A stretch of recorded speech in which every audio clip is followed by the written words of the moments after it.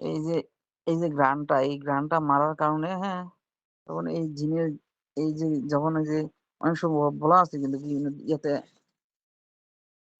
এই যে মেয়েরা বেশি সাজুগুজু করা, গায়ের মাঝে আপনার অতিরিক্ত ঘ্রাণ জাতীয় জিনিসগুলো না ব্যবহার করা, হ্যাঁ?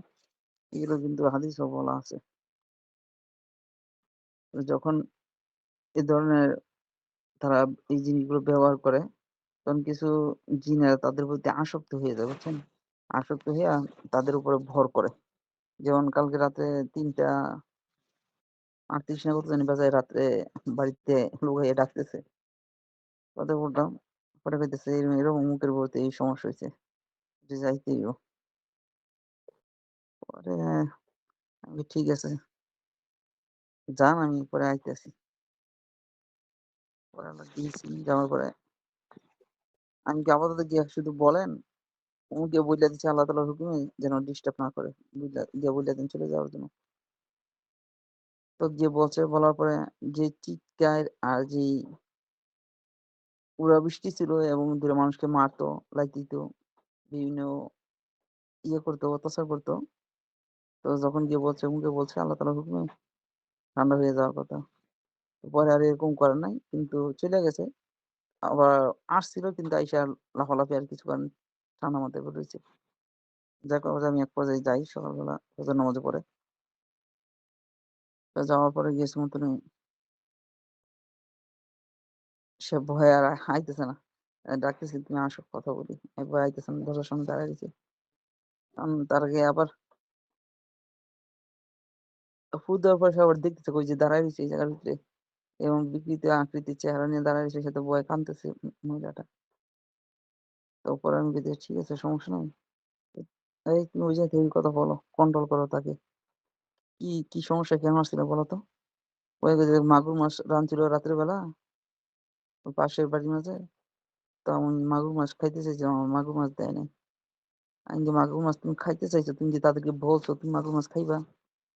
না তুমি যেইটা তোমার পছন্দ হইছে এটাই তুমি মনে, মনে নিয়ত করে নিছো আমি খাইতে চাইছি। এখন তুমি যদি না বলো, তারা যদি না শোনে তোমার কথা, তাহলে তারা তোমাকে দিবে কি কইরা? এটা তোমার ভুল কিনা অন্যায় কিনা?" কয়, "হ্যাঁ, অন্যায়।" তো আমি যে বলল ডিস্টার্ব না করার জন্য, তারপরে কেন ডিস্টার্ব করলা? পরে আর কথা বলে না। তো যাকে পর্যায়ে পরে আল্লাহ কইছে, "ঠিক আছে, আপাতত তুমি বন্দি থাকো। আল্লাহ তাআলা চাইলে বের হয়ে যাবা, না চাইলে এই জীবনে এই জায়গায় থাকবা।" উম তারপরে আল্লাহ তাআলা যে শুধু পানি আর তেলপড়া দিয়েছি, আলহামদুলিল্লাহ। লা হাওলা ওয়ালা কুওয়াতা ইল্লা বিল্লাহ। এজন্যই বলা আরকি নারীদের ব্যাপারে অতিরিক্ত সুগন্ধি না মাখা, এরপরে বেশি সাজুগুজু না করা। এই ক্ষেত্রে দেখা যায় কি অধিকাংশ বিয়ের দিন যখন নারীদেরকে খুব সুন্দর করে সুসজ্জিত কইরা যখন স্বামীর বাড়িতে পাঠায়, অধিকাংশ নারীরা ওই জায়গা থেকে আক্রমণ হয় বিয়ের দিন। বিয়ের দিন আক্রমণ হয়। এজন্য নিয়ম হইছে বিয়ের দিন তো এখন তো বিভিন্নভাবে পাঠায়। আগে তো দেখতাম মানে ওই বিয়ের দিন ওই যে বিয়ের কাপড়-টাপড় পরাইয়া এভাবেই মনে করেন দিয়া ছাইড়া দিত। কোন বুরকা-টুরকা পরাইতো না, এভাবেই দিয়ে দিত। তারা এভাবেই বউ নিয়ে যাইতেছে গা লাল কাপড় পরাইয়া। যদি এভাবে যদি কোন ব্যক্তি যদি বিয়ের দিন এত সুন্দর করে সাজায়, তো যে দেখে তারই তো একটু ভালো লাগে।